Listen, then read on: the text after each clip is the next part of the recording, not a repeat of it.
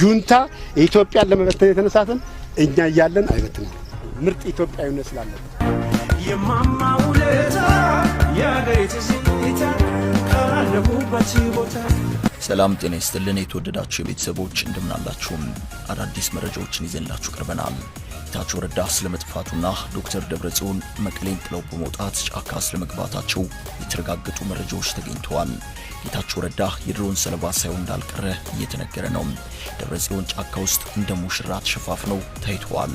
መቀሌ ባዶዋን ቀርታለችም። ጦሩ በዝምታ ታሪክ እየሰራ ነው። ሰፋ አድርገን እናስቃኛቸዋለን። ትላንት የተማረከው የህወሓት ጋዜጠኛ 50 አለቃ ፍጹም ብርሃኔ በመከላከያ ላይ የሰራው ክህደት ወጥቷል።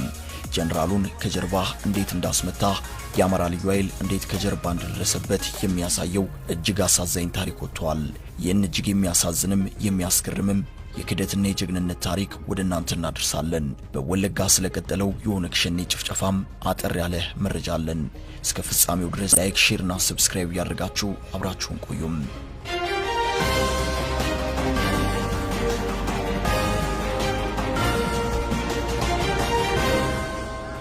ደብረጽዮን በጫካ ታየም። ጌታቸው ረዳ ጠፋም። ድምጽ አጥፍቶ ወቀጣው ቀጥሏል። ኦፕሬሽኑ መቀሌን መያዝ የሚችልበት ጫፍ ላይ ደርሷል። የህወሓት አመራሮች ሁሉም ነገር ከአቅማቸው በላይ እንደሆነ አስታውቀዋል። ደብረጽዮን እጅግ ፈታኝ ቅርቃር ውስጥ እንደገቡ ተናግረዋል። አሁን ላይ የህወሓት አመራሮች ከመቀሌ መውጣታቸው ተረጋግጧል። ባህር አድርገው ለመሸሽ ሲሞክሩ መታየታቸውን ተከትሎ አደኑ አሁንም እንደቀጠለ ነው። ዶክተር ደብረጽዮንና የህወሓት ከፍተኛ አመራሮች ከመቀሌ ወጥተው ጫካ ውስጥ መግባታቸውን የሚያረጋግጡ ምስሎችም እየወጡ ነው። ዶክተር ደብረጽዮን በሽርጥ ተሸፋፍነው ጫካ ውስጥ ተቀምጠው ታይተዋል። ይህም የህወሓት ከፍተኛ አመራሮች መቀሌን ለቀው እንደወጡ ማረጋገጫ ሆኗል። ጥምር ጦሩ በዝምታ ታሪክ እየሰራ ይገኛል። ዝርዝሩም በቅርቡ ይነገራል ተብሎ ይጠበቃል። በሌላ በኩል ጌታቸው ረዳ በድሮን ሳይመታ እንዳልቀረ ተነግሯል። ጌታቸው ረዳ ከመቀሌ ለመውጣት ሲሞክር በድሮን ሳይመታ እንዳልቀረ መረጃዎች እየወጡ ነው። ባለፉት 3 ቀናትም ጌታቸው ረዳ ሙሉ ለሙሉ ጸጥ ብሏል። የድሮን ጥቃቶችን በትዊተር ገጹ ለዓለም አቀፉ ማህበረሰብ የማድረስ ኃላፊነት ያለበት ጌታቸው ረዳ ነበርም። ጌታቸው የህወሓት ቃል አቀባይ ስለሆነ የሚፈጸሙ የድሮን ጥቃቶችን ዓለም አቀፍ አጋሮቻቸው የሚጠብቁት ከርሱ ነው። ጥቃቶች በተፈጸሙ በደቂቃዎች ውስጥም የድሮን ድብደባውን በትዊተር ገጹ ለዓለም ያሰራጫል። ባለፉት 3 ቀናት ግን በመቀሌና በሌሎችም አካባቢዎች ተደጋጋሚ የድሮን ጥቃቶች ቢፈጸሙም ጌታቸው ረዳ አንዱንም ሳይጽፍ ሳይለጥፍ ቀርቷል። ይህም በድሮን ጥቃቱ ራሱ ሰለባ ለመሆኑ ጠቋሚ ነው ተብሏል። አንዳንዶች ጌታቸው ረዳ የጠፋው ተገድሎ ላይሆንም ይችላል፣ ምናልባትም መቀሌን ለቆ ከነደብረጽዮን ጋር ሽሽት ላይ ስለሆነ ነው ብለዋል። ትናንት ድሮኗ በመቀሌ፣ በአፋር፣ በውቅሮ፣ በአዲግራትና በኮረም የተሳኩ ጥቃቶችን ፈጽማለችም።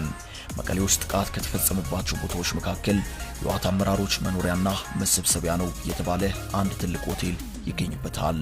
ህወሓት መቀሌን አሳልፎ ሰጥቶ ራያ የሚያደርገውን ደም አፋሳሽ መከላከል እንደቀጠለ ነው። በአርበት መንዴና በተኩለሽ ዲኖን በዋሳምዜ ጥምር ጦሩ ወደፊት እየገሰገሰ ነው። ጥምር ጦሩ መቀሌን ኢላማ አድርጎ በተጠና መንገድ እየሄደ ነው። ጦርነቱ ቀጥሏል።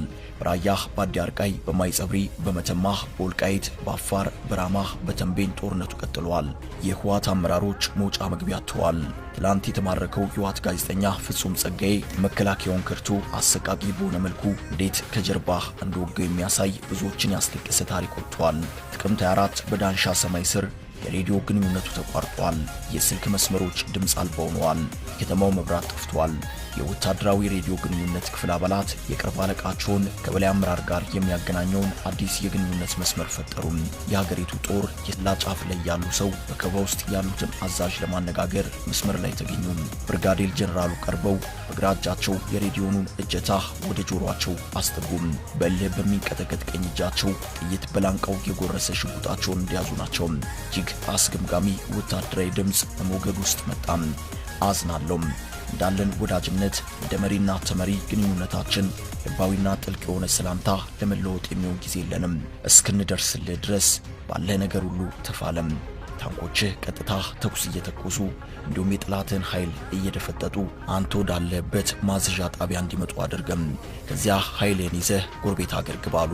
ድምጻቸው ከወትሮ ወፈር ብሎ ቁጣ ይነበብበታል። አዛዡ የተዳከመና የተሳለች በሚመስል ድምጽ እሱን አልችልም፣ ብረት ለበሶቹ ሆኑ ታንኮቹ የሞሉት ነዳጅ እኔ ወዳለሁበት ማዘዣ ጣቢያ አያደርሳቸውም። ቀድመን የተዘጋጀነው ከፊት ለሚመጣ ባር ጠላት እንጂ በወገናችን ከጀርባችን እንወጋለን ብለን አይደለም አሉ። ጥቁሩ የጦር ሰው ቀጠሉም። መድፎችን ባሉበት ሆነው እየተኮሱ ድጋፍ እንዲሰጡ ማድረግ አትችልም?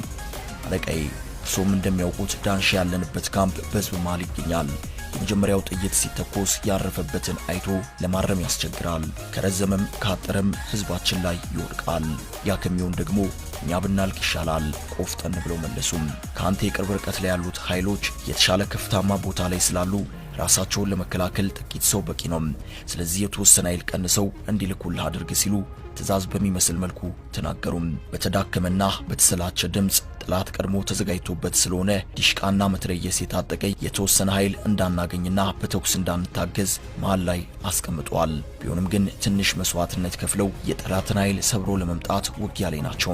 እኔና አባላቶቼ ተሳክቶላቸው ይመጣሉ ብለን ብዙ ተስፋ እናደርጋለን። ከዛ እናንተ እስኪደርሱ ራሳችንንና የተቋሙን ትጥቅና ንብረት በጠላት እጅ እንዳይገባ እንከላከላለን አሉ።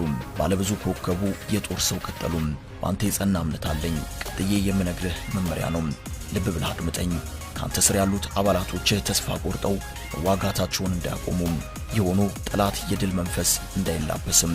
ለዚህም ሲባል ለአንተ መሞትም ሆነ መማረክ በፍጹም አልፈቅድልህም። መልካም ዕድልም። ግንኙነቱ ተዘጋም። ከሌላኛው ካምፕ ወደ ማዘዣው ካምፕ ድጋፍ ለመስጠት የተወሰነ ኃይል ይዘው ይመጡ ከነበሩት ሁለቱ ኮሎኔሎች አንዳቸው ቆስለው ከቡድኑ አንድ ሰው ሰውተው ከግቢው ደረሱ። አዛዡ የነፍስ ወከፍ ኤኬም መሳሪያ ከ90 ጥይት ጋር የታጠቁ የስታፍ አባላትን ይዘው በልበ ሙሉነት ገጠሙም። እንደ ጀነራል አዋጉም፣ እንደ ተራ ወታደር ተዋጉም። የግል አጃቢዎቻቸውና ሹፌራቸው የታጠቁትን ቦምብ ወደ ተጠጋቸው የጠላት ኃይል ላይ ወረወሩም። ከፊታቸው የተደቀነው ጠላት ብቻ ሳይሆን ከውስጥ ከሚወጋቸው ጡት ነካሽ ጋር ለአስጨራሽ ውጊያ በዛሽ ጠባብ ግቢ ውስጥ እውን ሳይሆን ፊልም በሚመስል መልኩ አደረጉም።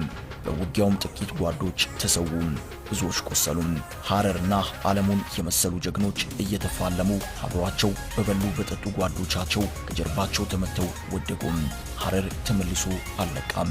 የመከላከያ ኮማንዶ የአማራ ልዩ ኃይል ሶረቃ ላይ የነበረው ጠላት ለወሬ ነጋሪ ሳይቀር ደምስሰው ከፊታቸው ያገኙትን እየመነጠሩ አዛዦቹ የተከበቡበት ግቢ በአጥር እየዘለሉ ገቡም። እንደ ተርብ የሚናደፉት የአማራ ልዩ ኃይሎች በጣጥሶት ገቡም። የሞት ሽረት ትግል ላይ የነበሩት አባላት አይናቸውን ማመን አቃታቸውም። ጀግናው ኮማንዶ የአማራ ልዩ ኃይሎች ከምድር ይፍለቁ ከሰማይ ይዝነቡ እስካሁንም መልስ ያላገኙለት ጉዳይ ነው።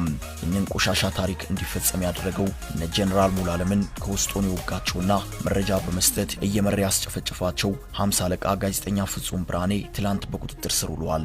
የጀግኖች ደም ደመከልብ ሆኖ አልቀረም። ወደ መጨረሻው መረጃችን ስንወስዳችሁ ኦሮሚያ ክልል ሆሮ ጉዱሩ ወለጋ ዞን ጃርደጋ ጃርቴ የወረዳ ከተማ ውስጥ ኦነግ ሸኔ በአማራ ተወላጆች ላይ የሚያደርሰው ጭፍጨፋ እንደቀጠለ መሆኑ ተነግሯል። በአካባቢው ውጥረት እንደሰፈነና ግድያውን መቀጠሉን ነዋሪዎች ተናግረዋል። ስለ ጉዳዩ የሆሮ ጉዱሩ ወለጋ የጸጥታና አስተዳደር እንዲሁም የኦሮሚያ ክልል ኮሚኒኬሽን ቢሮ ኃላፊዎች ምንም አይነት መረጃ ለመስጠት ፈቃደኛ እንዳልሆኑ ተነግረዋል። ለዶቼ ቬሌ ከኪረሙ ወረዳ አስተያየታቸውን የሰጡ ነዋሪ የሟቾች ቁጥር 15 መድረሱን ተናግረዋል።